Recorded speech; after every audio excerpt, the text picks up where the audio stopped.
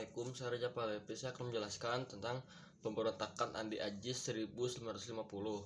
Latar belakangnya, pemberontakan Andi Ajis terjadi pada 5 April 1950 di Makassar, Sulawesi Selatan. Latar belakang utama pemberontakan ini adalah ketidakpuasan terhadap integrasi negara Timur atau INT ke dalam Negara Kesatuan Republik Indonesia atau NKRI.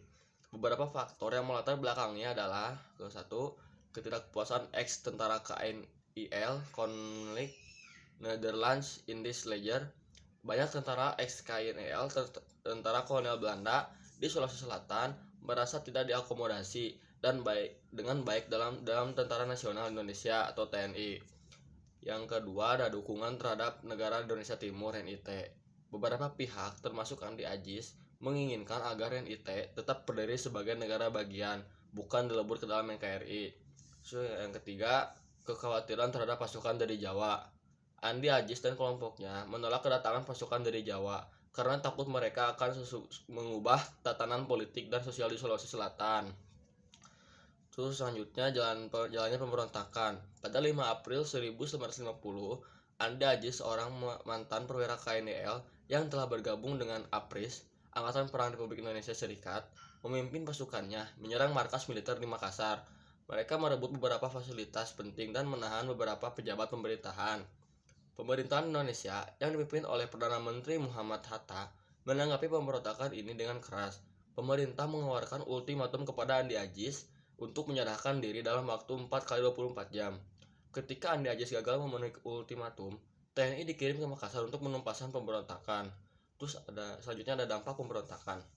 Yang pertama, penumpasan oleh TNI.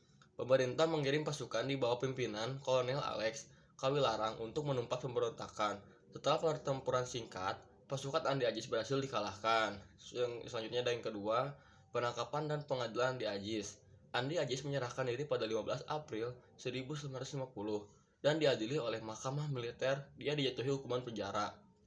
Yang ketiga, percepatan pembubaran negara Indonesia Timur. Pemberontakan ini mempercepat proses penghapusan NIT dan integrasi wilayah tersebut ke dalam NKRI. Yang keempat, menguatnya otoritas pemerintah pusat.